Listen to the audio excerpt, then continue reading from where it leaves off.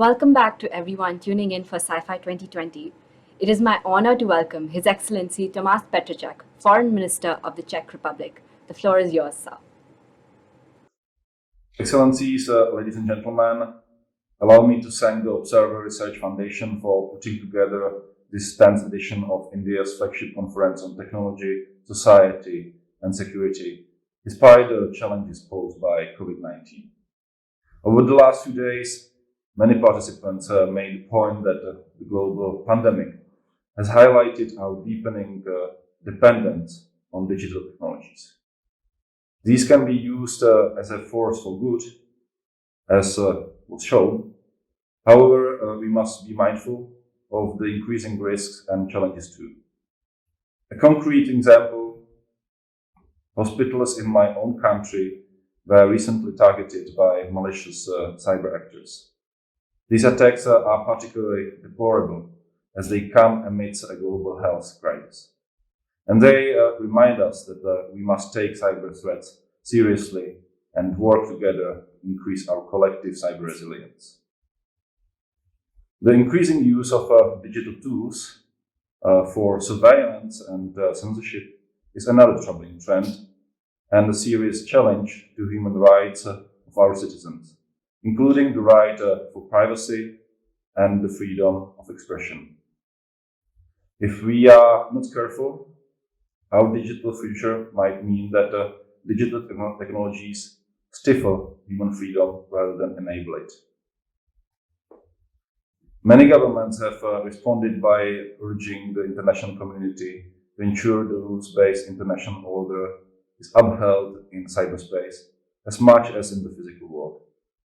Others have embarked upon the uncertain path of building their own great digital walls. This trend of deglobalization, regionalization, and decoupling of digital technologies from the interconnected world economy is a great concern. It might prevent digital technologies from advancing human rights, promoting economic growth, closing the digital divide, fulfilling the SDGs, and bringing our citizens ever closer to one another. In our view, cyberspace challenges therefore have significant strategic, security, economic development, and human rights dimensions. Addressing them will require multilateral responses and active cyber diplomacy at the global level. Czechia has always maintained the need to keep cyberspace free, open, secure, stable, accessible, and interoperable. These are not just words, but fundamental principles that must be protected globally if we are to preserve the many benefits of global cyberspace.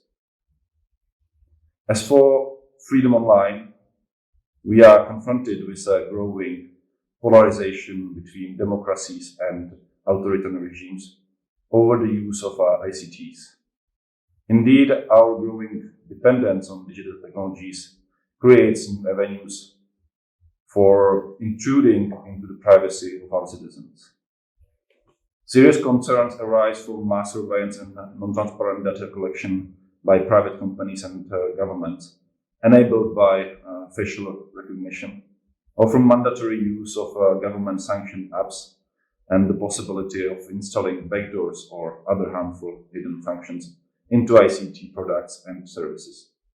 Today, privacy and security concerns are increasingly becoming the new normal in global discussions on ensuring reliable global ICT supply chains. As for cybersecurity, it cannot be achieved by isolating oneself from the world or playing by different rules. Given the interconnected nature of the internet, it can only be advanced by ensuring the security of global ICT supply chains and trust in them. This is a global effort that we can achieve together by agreeing on common rules for building our shared digital future. Czechia has been playing an active role in driving the debate on 5G security. This September, my country organized the second Prague 5G security conference, building on the Prague proposals from the last year.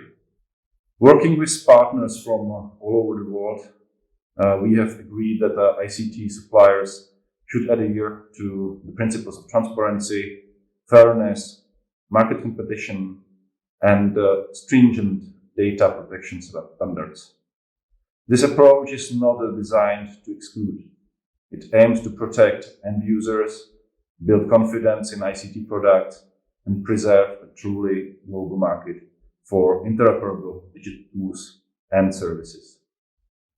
Finally, if we are to avoid digital decoupling on a global scale, a new technological Cold War, if you will, we must employ all means of our diplomacy to preserve a single, indivisible, and interoperable cyberspace.